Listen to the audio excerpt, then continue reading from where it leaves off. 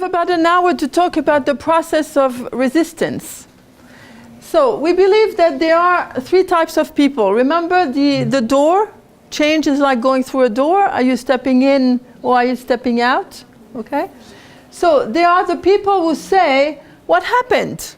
In other words, when change happens and they have been forced, they are stepping out of a situation, they can't believe it happened. So they say, what happened?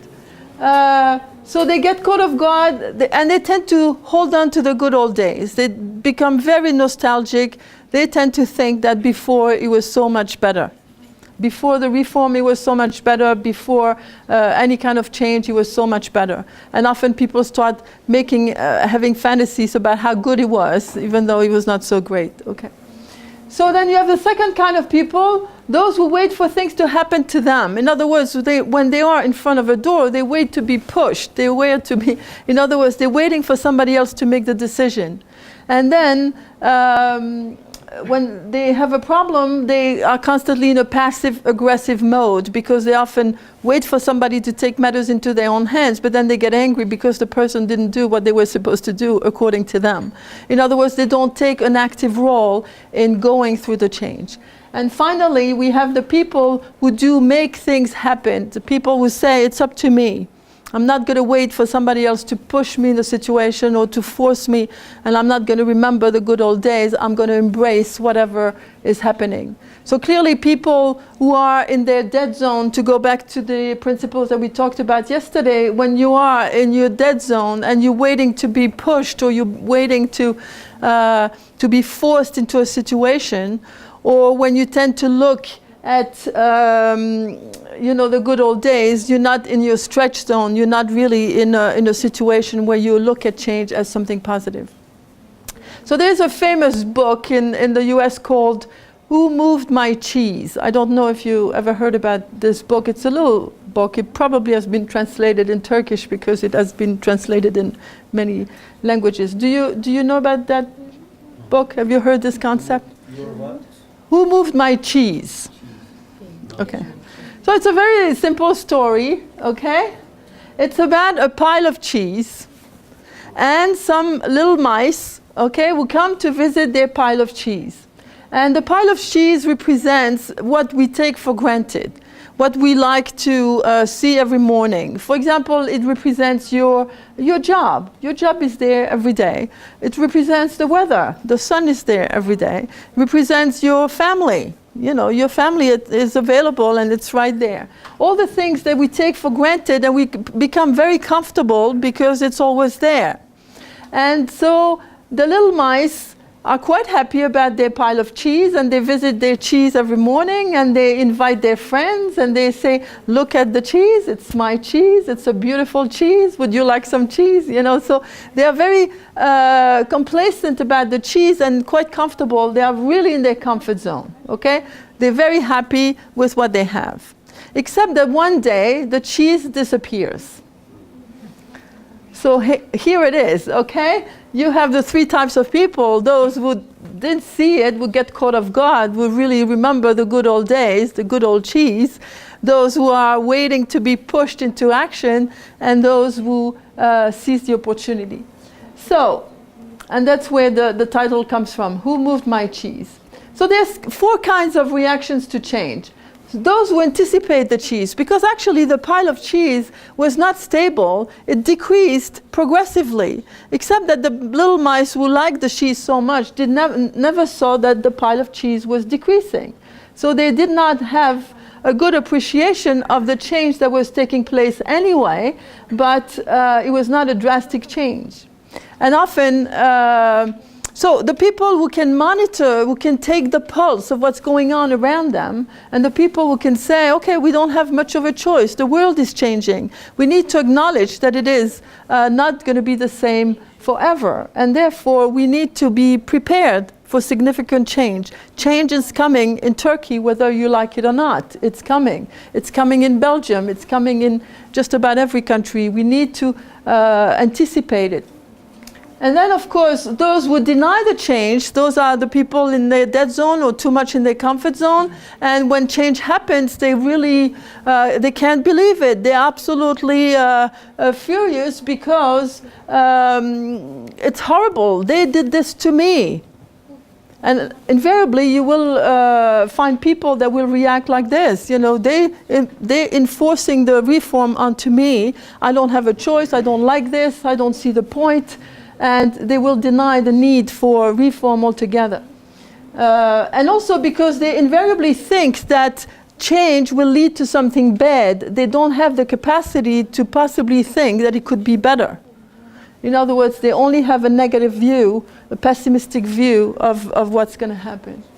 Then so there's the other type of cheese, of mice, I'm sorry. The other types of cheese would decide to adapt step by step. In other words, they understand that the cheese is not there and they're not going to pay all their energies, put all their energies where waiting for the cheese to come back and getting angry because nobody's bringing back the cheese. Some of them start looking and say, well, maybe we should try to find new cheese. Maybe we should step out of our comfort zone. Maybe there's a possibility. So often they have to be pushed a little bit. So they proceed step by step in a prudent manner, in a patient way, but they actually discover that the cheese, the new cheese, is actually not so bad, that there might be some cheese out there, that it's a possibility to discover something that you didn't know existed. And then finally, there's the fourth category of mice who really jump at the opportunity and they say, okay, the cheese is gone, now we have to put on our sneakers and run and find new cheese and go for it. Okay. So it's a very simple little story, but it really illustrates the primary mode of operation that we tend to have. So it's important that you are aware of your own tendency. And of course the question is, you know, how long do you stay in that mindset, in that mood, before you recognize that you have to start looking for new cheese? So, first question is, you know, what kind of person are you when change happens? We need to be able to really have enough humility to say, you know, maybe I tend to deny change. Maybe I need, I tend to be angry when something happens, and then I tend to look at, what I lost as opposed to what you could actually find. Or maybe I'm somebody that's willing to adapt step by step. And yes, it takes time, and I'm, maybe I need to be forced and encouraged a little bit, but I'm willing to go for that. And of course, we would like everybody to be able to jump at the opportunity and to run, but it's not necessarily going to happen that fast. So it's a simple model, but allows you also to have a better evaluation of the people in front of you when you start promoting a concept that they may not like at all. Do you know anybody who's like this? I mean, I'm sure in your family or in your friends you have some people that tend to be like that. Okay, so lessons to learn from that story. Number one, before the change, we need to understand that change does happen, whether you like it or not. You need to anticipate the change. You need to monitor the change. Often people are very complacent. If I take the example of my own country, a lot of things are moving in Belgium. A lot of political tension is happening. So I need to anticipate that there will be significant change happening in the government of Belgium. I don't know exactly what it's going to look like, but I need to be aware of that. It doesn't help anybody to deny that reality. Then, during the change, first of all, stop fighting it. What's the point of fighting the reform? The reform is there. It's not going to go away, okay? So when you meet somebody who is really constantly saying, well, what's the point of the reform? You really need to be quite assertive and saying, well, the reform has been written in 2003, it has been implemented in 2006, we are now in 2013, it's not going to go away. And either you embrace it or you don't, but if you want to be part of this dynamic country that we're trying to promote, you need to embrace the change. Stop fighting it. You need to adapt quickly. I mean, yes, we need to understand that it takes time, but how long are you going to wait? You know, so adaptation is now. You know, now we have to adjust. Now we have to take measures to move on. Don't procrastinate. Don't put it off to the next day. Do you have a word in Turkish to say procrastinate? Okay. Just do it. You know, just because a lot of people are good at saying, yeah, I'm thinking about it. Very nice idea. I'll do it tomorrow. Okay? No, now is the time to do something. There is a saying that when you have to kiss a frog, then do it now, because the frog is not going to become any prettier. Enjoy the change. It might actually be good. If I take your example yesterday, you were saying on a scale of 1 to 10, I'm a 5, okay? But you enjoyed the exercise, you learned something from that situation. So you may actually discover something that you didn't know if you are willing and open to learn something. And after the change, of course, it's not enough to change. We're all capable of change for a short period of time. You were all capable of making those 15 changes, and the minute the game was over, you went right back to exactly the same way it was before. So that's the danger. People might say, yes, we're going to do the reform, yes, strategic management is wonderful, and then you go right back to the old scenario.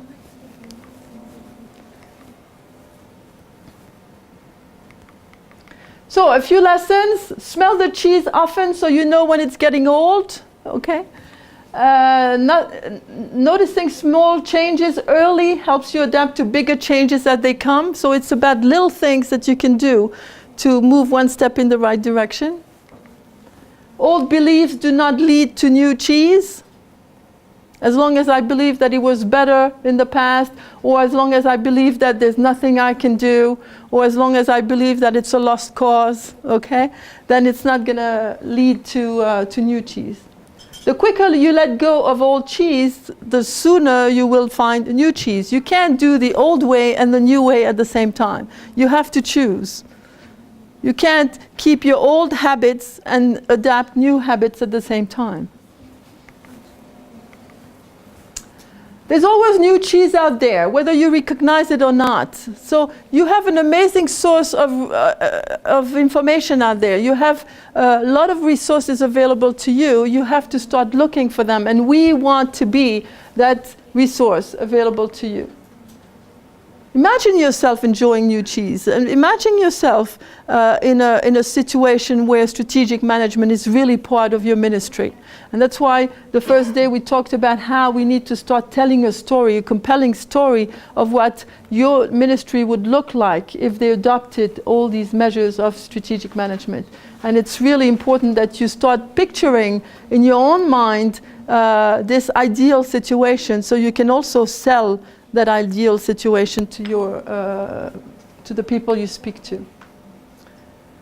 Movement in a new direction helps you find new cheese. Once you start in the right direction, it helps you continue.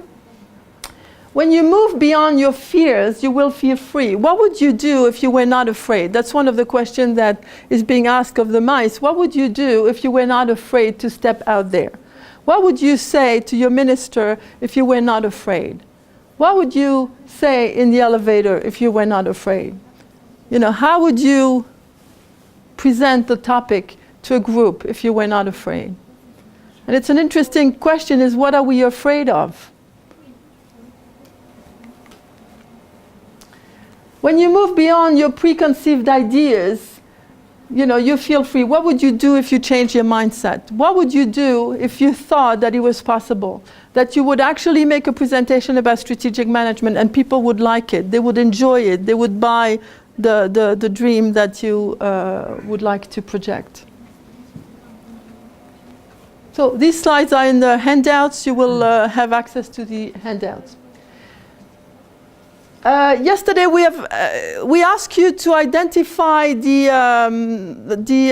topics of your work group or what you wanted to work on. I just wanted to share with you the topics of the previous group, and then maybe that helps you, because this afternoon you will go back to your work group, and that will help you either continue to work on your issue or maybe adopt one of those topics. So one of the topics was engagement and support from upper management. I think that has been said over and over again by just about every group. There's not enough support from upper management. So what would you do if you were a little mice trying to sell the idea of new cheese to upper management? How would you do that, and how would you apply that to upper management? The second topic was integration of document. In other words, the need for linkage and interaction between planning, implementation, budgeting. That people felt very strongly that there was not enough alignment and connection between all these different aspects. So again, what would you do to promote the notion of connection and interaction, and how active and how quickly would you do that? Defining KPIs, in other words, key performance indicators. How would you measure that we are moving in the right direction when it comes to strategic management? And finally, the lack of in-house capacity. And you, I think one of the groups also brought that up. So just to let you know, these are not written in stone. These are the topics chosen for the work groups of the previous session. Feel free to join in or to pick another topic that applies to you. And we'll go back to this tomorrow. Okay, so we talked about how much we have to break habits. We're not going to be able to address these 4 topics if we keep in mind the same kind of habits and if we reinforce the same habits. So what is a habit?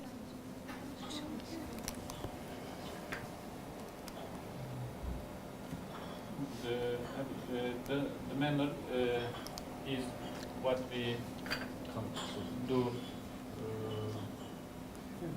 timely.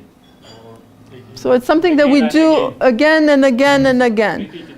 What's interesting about habits is most of the time we don't know why we do it. We just do it because we do it. Okay? So a good question is to say, why am I doing that? We eat the same thing at a certain time because, not necessarily because that's what we like to do, but I discovered recently that I don't particularly like coffee, and yet I have coffee every morning. And why do I have coffee every morning? Because that's what I'm supposed to drink in the morning.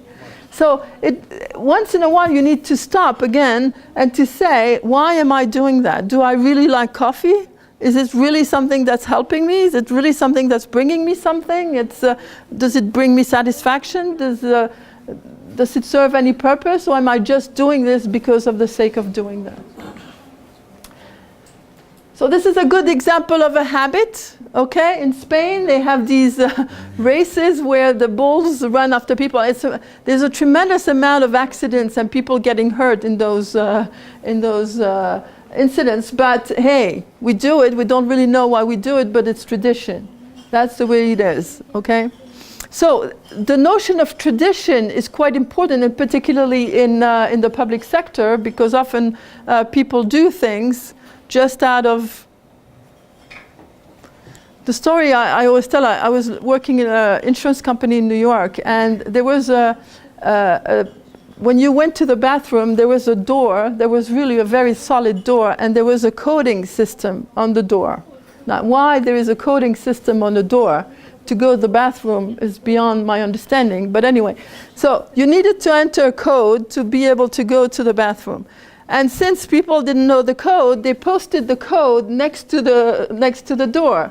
So you could read the code, enter the code, and then go to the bathroom. I mean, it made no sense whatsoever. But anyway, the door had been there, so you could say it would be too expensive to replace the door, so we keep the door the way it is. What was interesting is that they did renovation and they built new bathrooms. And guess what? They put a new door with a coding system on the new door. It's very expensive to buy a door with a coding system, simply because nobody said, why in the world do we need a coding system on a door to go to the bathroom? Makes no sense, yet somebody was willing to spend a lot of company money just to perpetuate the tradition. So it's quite important to reflect on this.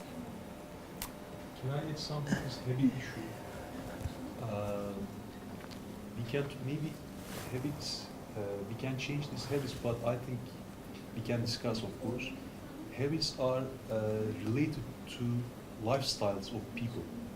Maybe there can be some linkage between habits and lifestyles. So I think it is really difficult to change people's lifestyles in a short period of time. So I'm not sure how to change of these people's habits in a short period of time, or persuade them to change these habits. Well, If first these of all, are you- related to their lifestyles. Yeah. To make this period real difficult. I think we need to be very realistic in the fact that we cannot change other people.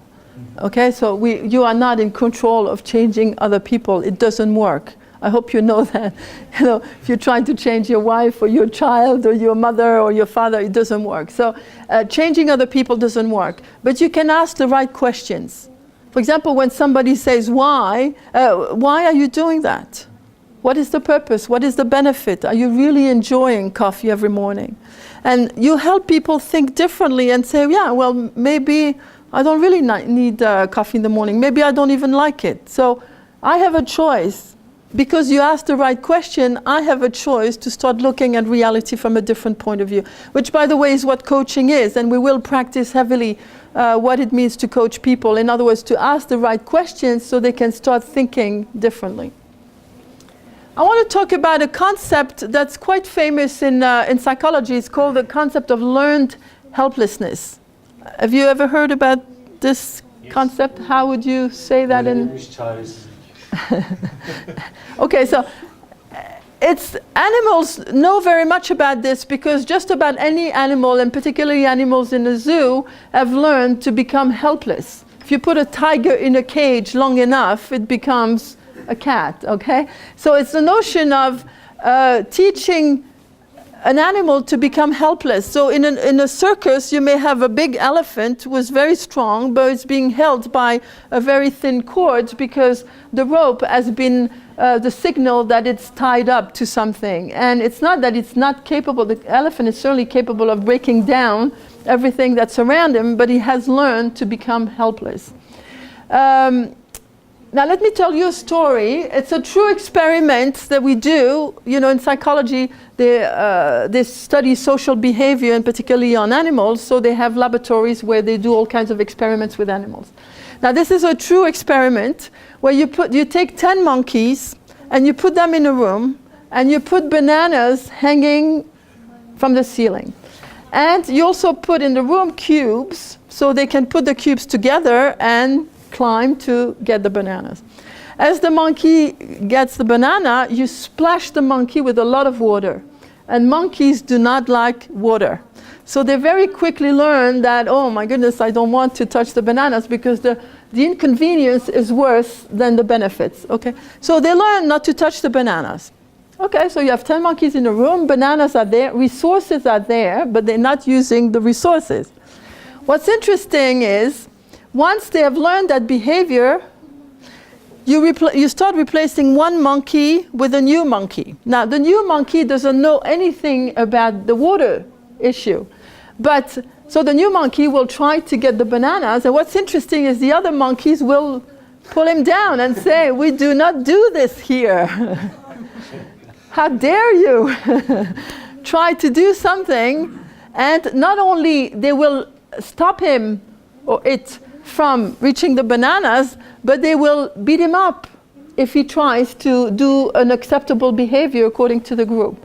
So you keep on replacing one monkey at a time with another monkey until you now have 10 new monkeys in a room who have never seen any water, who have no experience whatsoever personally of this, and who will make no attempt whatsoever to reach the bananas. They have learned to be helpless. And they have not learned to be helpless by experience. They've learned to be helpless because somebody told them to become helpless. And it's a bit scary, but it's often what happens in organizations, okay?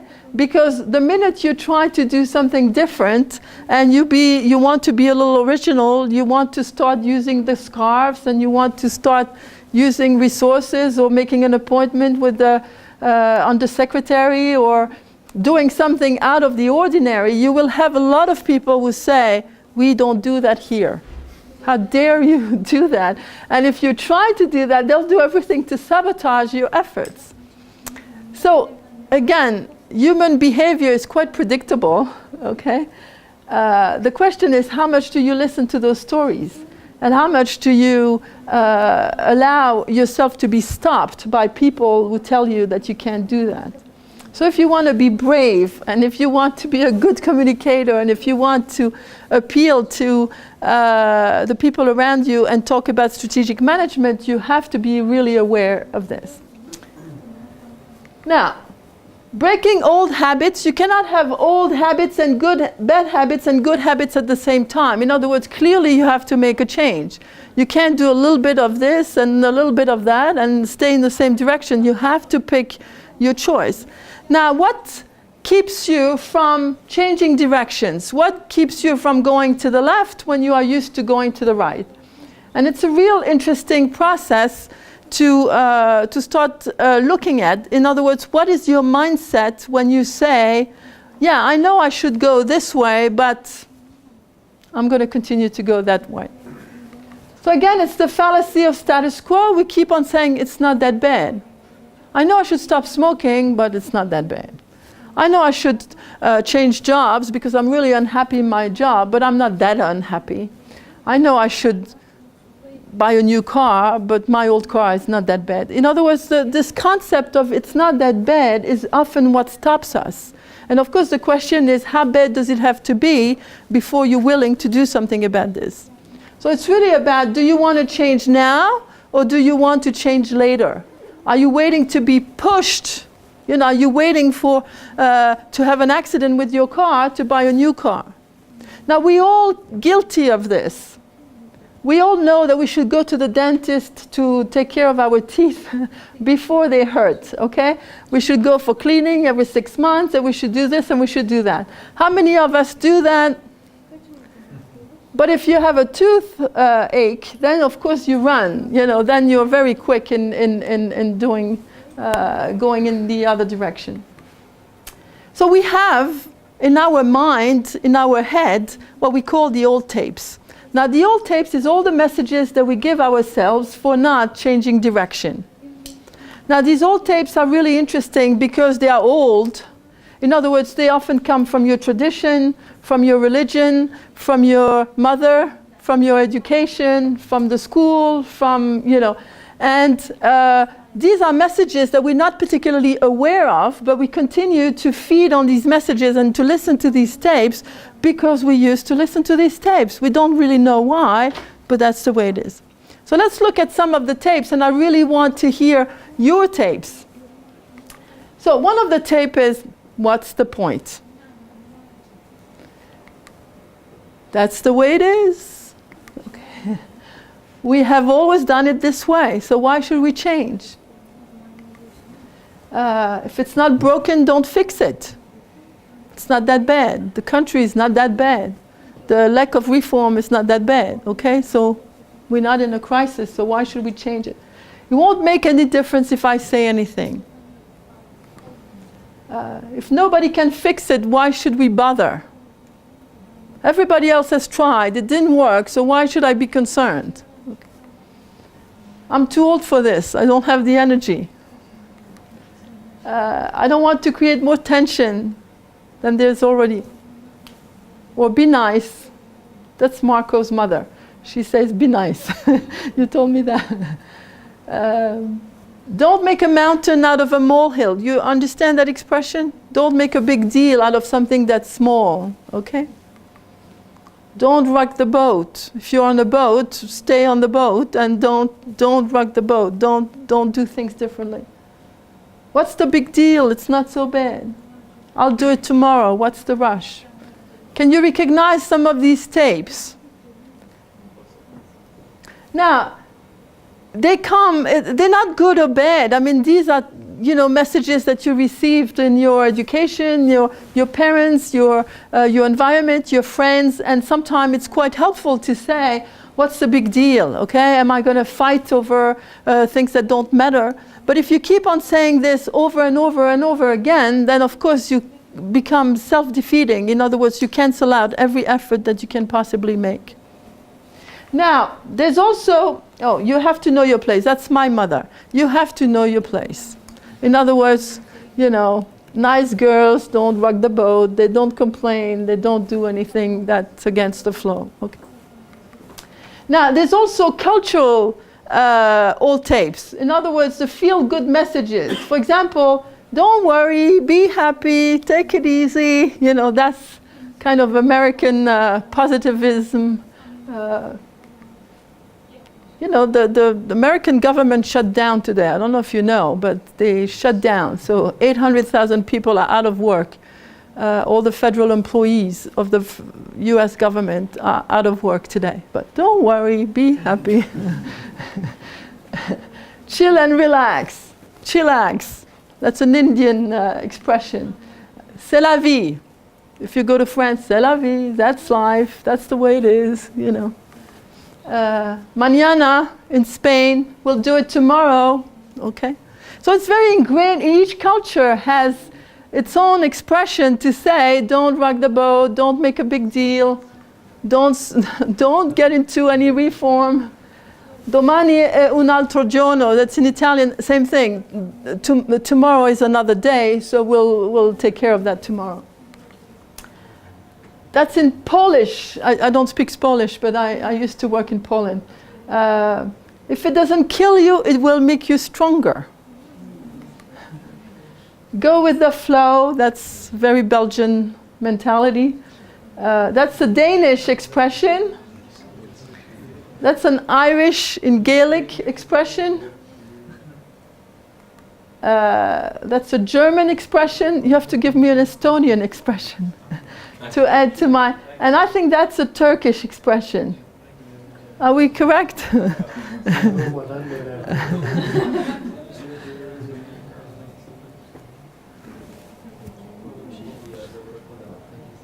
Do you have other expressions? If you have other expressions, please give them to me so I can add them to my list. Don't be in a hurry. What? Don't be in a hurry. Don't be in a hurry. Okay. Take it easy. Okay.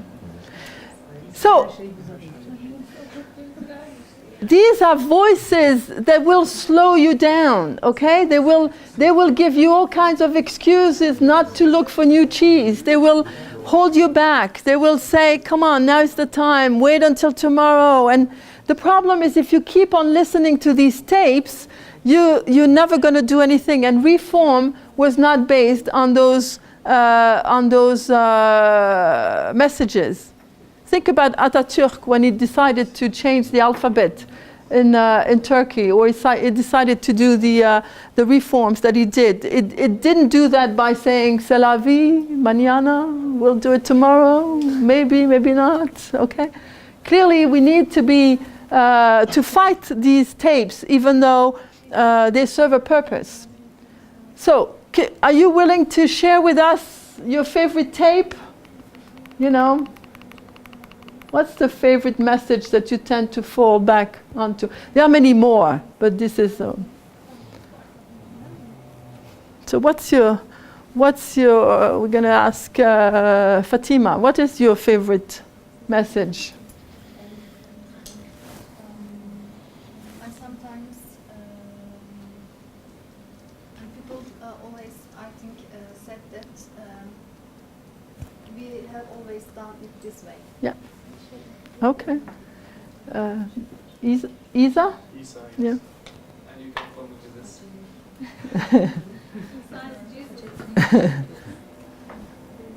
Which is your favorite? Actually,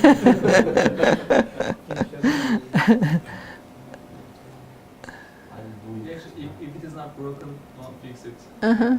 Okay. Stay it. Okay. Akai, what is yours?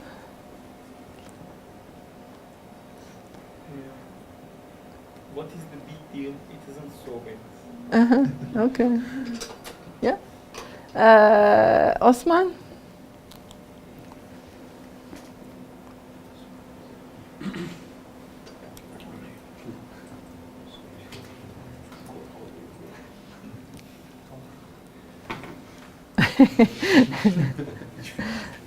Well, you can come up with an original. You're creative. You can have a new, a new version. But you see the difficulty. I mean, first of all, we have to be aware because we're not necessarily aware of these tapes. Okay? Often listen to your mother because your mother loves you very much and she's trying to help you, but she often gives you these messages that are messages of survival in many ways, but also not necessarily messages of reform. So we've got to be aware of these messages and say, you know, how can I fight that back? So what is your favorite?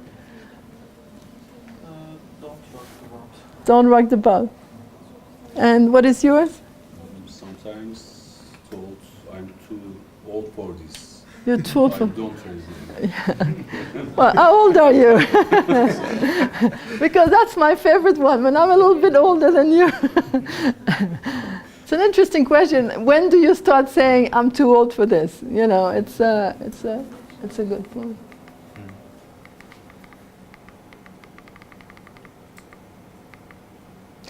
Okay, we also have what we call distorted thinking. In other words, when we talk about changing mindset, we also need to look at our own ability to distort thinking. In other words, when you are in your outside of your comfort zone, you're being pushed into a change, you're going through a crisis, you might be in a panic zone, we all tend to react in a distorted manner. Now, there are different ways of distorting your thinking. First is personalizing the issue. What does that mean? Can you give me an example?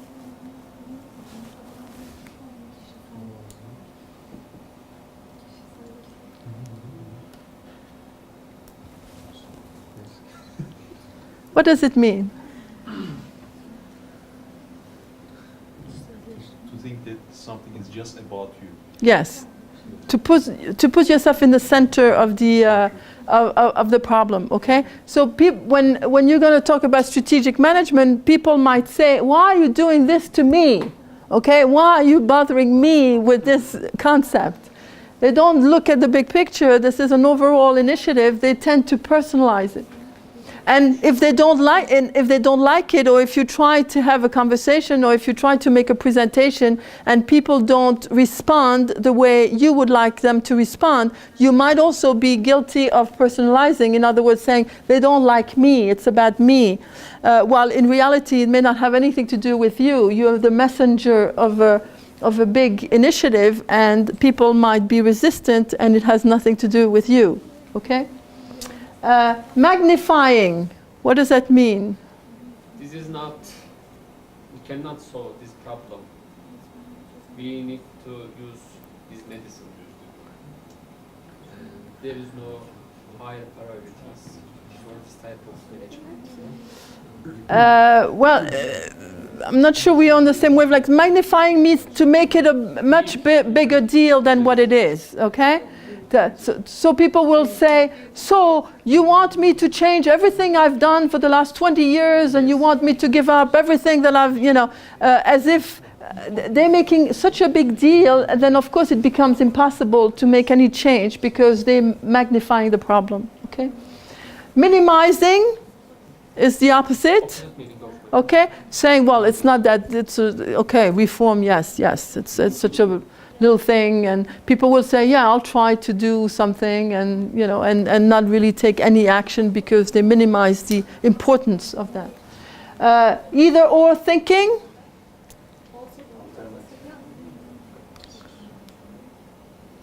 Either or thinking is what we call dual thinking. When you are under pressure, when you are under a lot of stress, and when you are being asked to step out of your comfort zone, people tend to revert to this black and white mentality, okay? Black and white, the good guys, the bad guys, who people who understand me, the people who don't, the people who adopt the reform, the people who don't, so it's not, there's no gray area.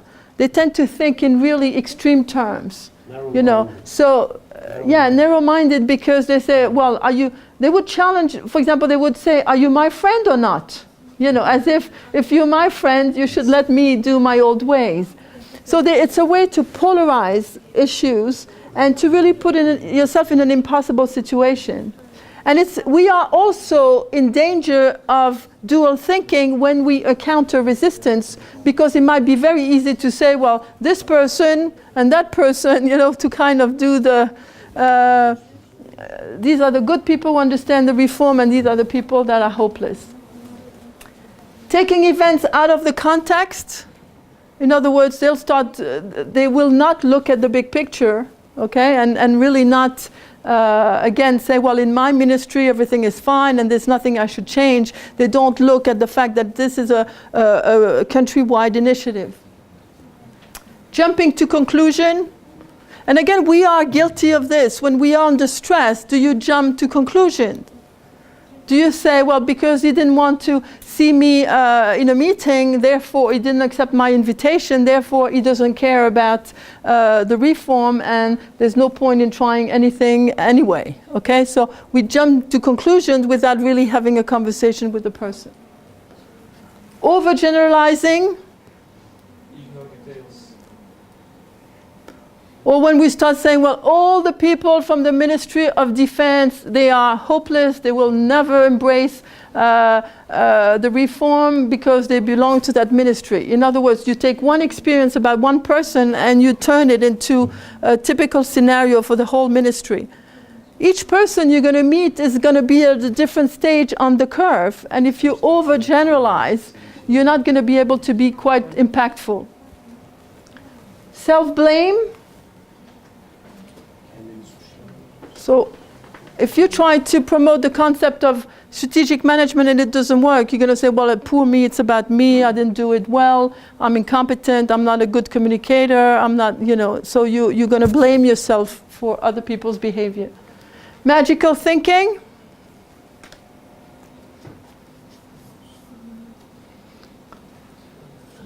You have extraordinary idea. Yeah. Not Hey, realistic. I'm going to have a meeting and they're all going to be so happy about strategic management. They're all going to come out of there with a big smile on their face. They're going to adopt the reform and everything will be fine for the next 25 years, okay? Well, it's called wishful thinking. Mind reading.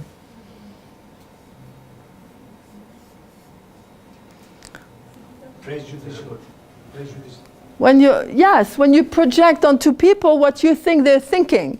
In other words, if I look at you and you say, oh, she must be bored, you know, she's not very interesting. I don't know because I didn't ask you, but I'm projecting onto you something and I'm trying to read your mind as opposed to asking you how you feel about a situation. Comparing.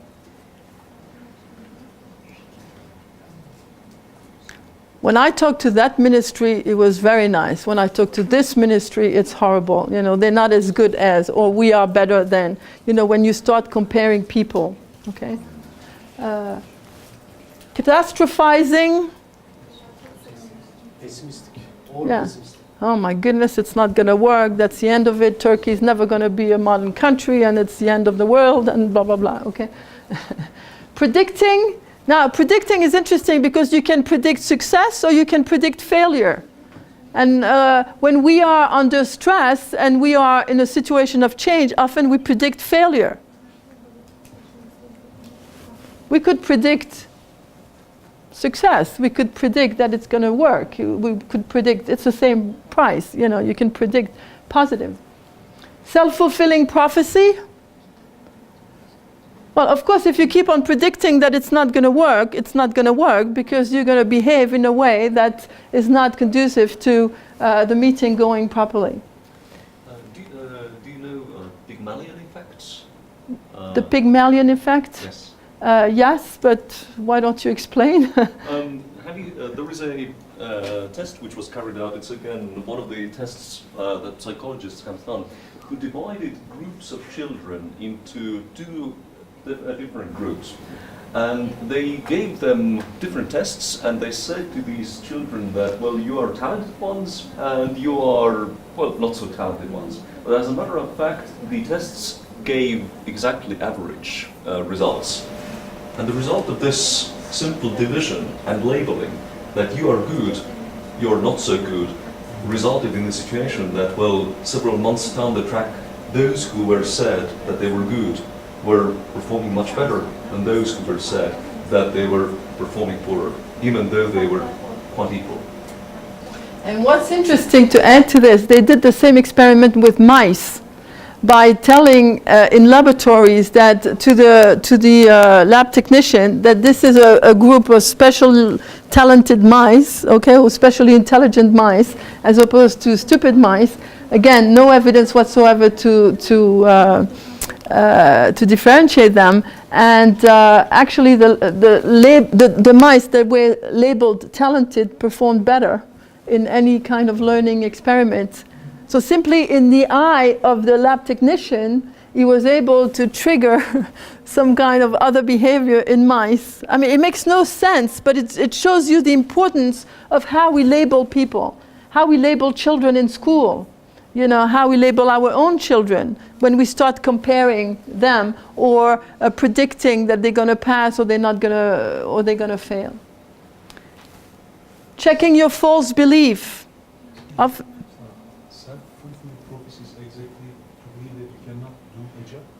no, self-fulfilling prophecies is the consequence of the previous one about prediction. If I predict that we're not going to get along because I don't like you, I say, well, you know, I can't get along with Turkish men, okay? So of course, when I meet Turkish men, I'm going to avoid them, I'm not going to say hi, I'm not going to talk to you, and therefore, I'm not going to get along with Turkish men because I have not done anything to get along with Turkish men. But it's all based on my belief and my prediction of that I had in the first place. So, again, exercise of humility. What is your primary temptation when you are under stress or when you are under circumstances where you feel resistance, when you're trying to make a lot of efforts, you're trying to convince somebody and it doesn't work? What do you think is your biggest temptation? Because we're all guilty of that. The question is, how soon do you catch your own distorted thinking, and what do you do about it? And one of the ways we would like, one of the things that we would like to accomplish in this group is that when you have a bad experience, you can have the benefit of other people saying, well, in my situation, it's not that, you know, your impression is not correct. Actually, we had that in the previous group because a lot of people were complaining about how strategic management is not working in their ministry, but we had one person who said, well, in my ministry it worked very well, and we are, you know, ahead of everybody, and everybody has bought into this concept. So it was really kind of interesting for the people to say, well, I didn't know that it was possible. So it's also the importance of sharing experiences that allow you to really question your own distortion. So, same experience of humility. What is your favorite temptation? What is your favorite temptation, Ulku?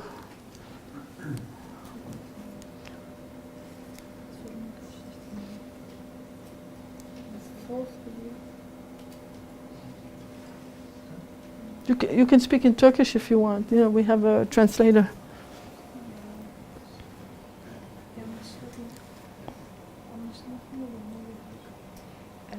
She asks, what does it mean, false belief? False belief is when you think something that's not correct.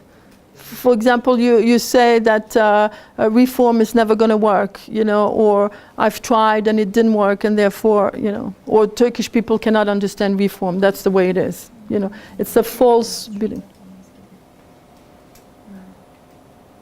What's your favorite? Magnifying. Okay. What's your favorite one? Catastrophizing. Okay. Sometimes mind reading. Mind reading. Oh, mind reading. Okay. Good. It's not good or bad. You just have to know this about yourself. That's what we mean by self-awareness. What's your favorite one? I do sometimes self-blame. Self-blame. Okay. Okay. What about you? Mind reading. Mind reading. Okay. Fatima?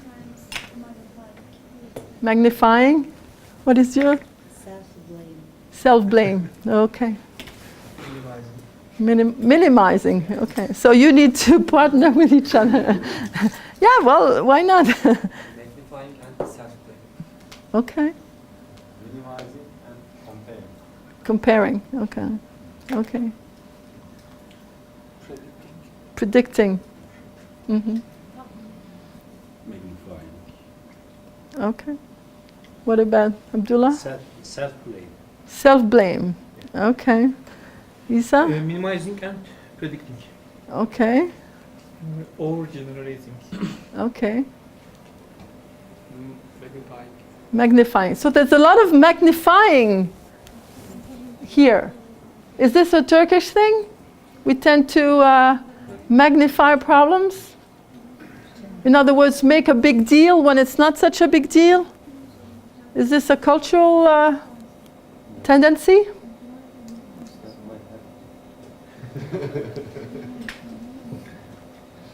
It's a good question. I don't know, but there's also a cultural aspect to that. So, it is personal, these decisions when we are under stress. yeah. For example, up to me, when I am under stress, generally I minimize the issues, the problems. Yeah. And so this is my defense system Yes. when I am in under stress. Sure. Under stress. Yeah, most of the time we're not doing that. The question is when we are outside of your comfort zone, when you are in your panic zone, when you are being stretched too thin, when you encounter resistance, invariably you're going to fall into one of those.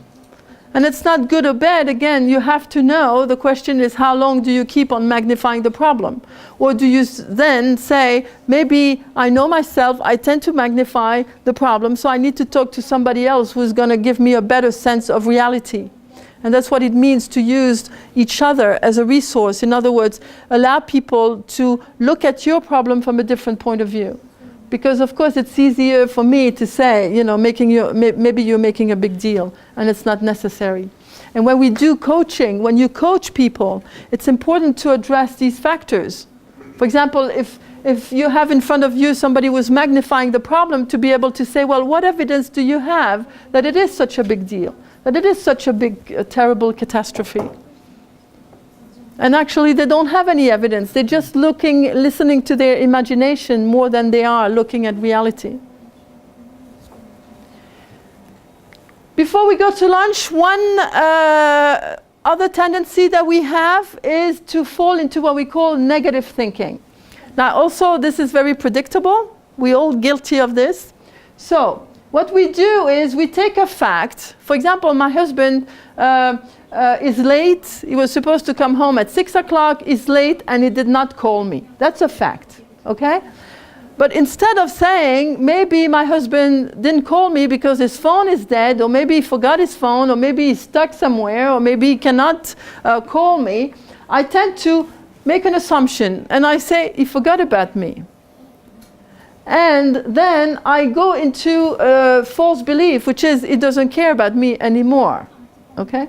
And then I say, well, I'm upset. I feel upset. I feel neglected. And as a result of my feeling, I start becoming depressed and I go to bed. Okay? Now, I'm pushing a little bit, okay? But what's interesting is when we have this kind of mindset, we go from A to Z in 1 minute. In other words, we go from the fact to the assumption to the belief, the emotion, and the reaction. Okay? We don't think. In other words, it's almost a reflex.